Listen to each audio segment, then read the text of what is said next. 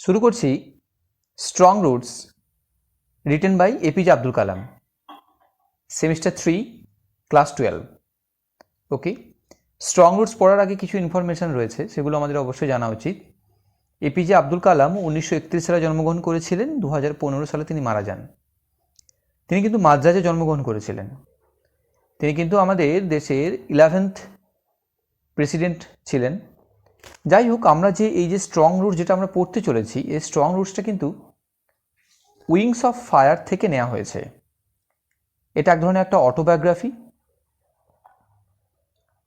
শুরু করছি। I was born into a middle class Tamil family. আমি জন্মগ্রহণ করেছিলাম একটা মিডল ক্লাস তামিল ফ্যামিলিতে, in the island town of Rameswaram, রামেশ্বরমের একটা দ্বীপে, in the erstwhile Madras state, তৎকালীন মাদ্রাজ রাজ্যে।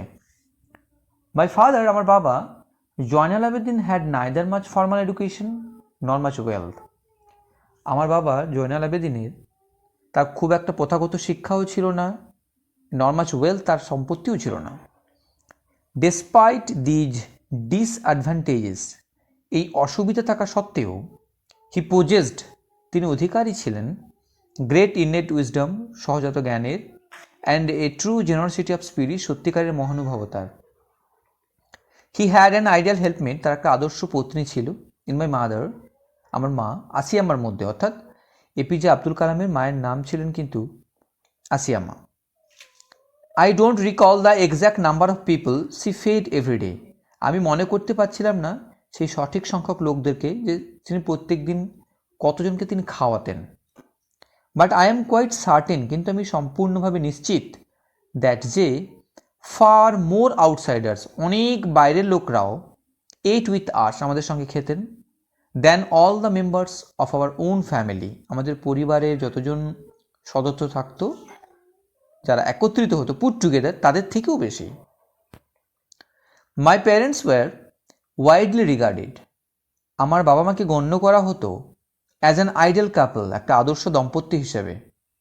মাই মাদার্স লিনেজ, আমার মায়ের বংশমর্যাদা, ওয়াজ দ্য মোর ডিস্টিংগুইশড, ছিল অনেক স্বতন্ত্র। One of our forebears, তার একজন পূর্বপুরুষদেরকে, হ্যাভিং বিন বেস্ট আউট, তাকে ভূষিত করা হয়েছিল, the title of Bahadur, Bahadur উপাধিতে, বাই দ্য ব্রিটিশদের দ্বারা।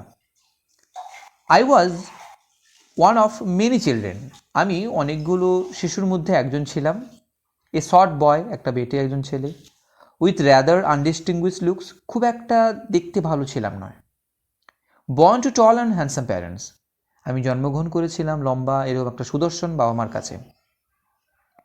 উই লিভড, আমরা বসবাস করতাম, ইন আওয়ার অ্যানসেস্ট্রাল হাউস, আমাদের পূর্বপুরুষের বাড়িতে, হুইচ ওয়াজ বিল্ড, যেটা তৈরি করা হয়েছিল, in the middle of the 19th century, 19th সেঞ্চুরির মাঝামাঝিতে।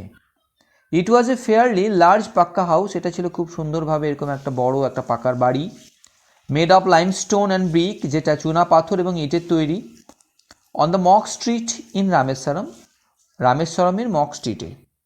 মাই অস্ট্রি ফাদার, আমার সরল সাদাসিধে বাবা, ইউজ টু অ্যাভয়েড, প্রত্যহ এড়িয়ে চলত, অল ইনএসেন্সিয়াল কমফোর্টস, সব অপ্রয়োজনীয় কমফোর্টস মানে আরাম, অ্যান্ড লাক্সারিজ মানে বিলাসবহুলগুলোকে।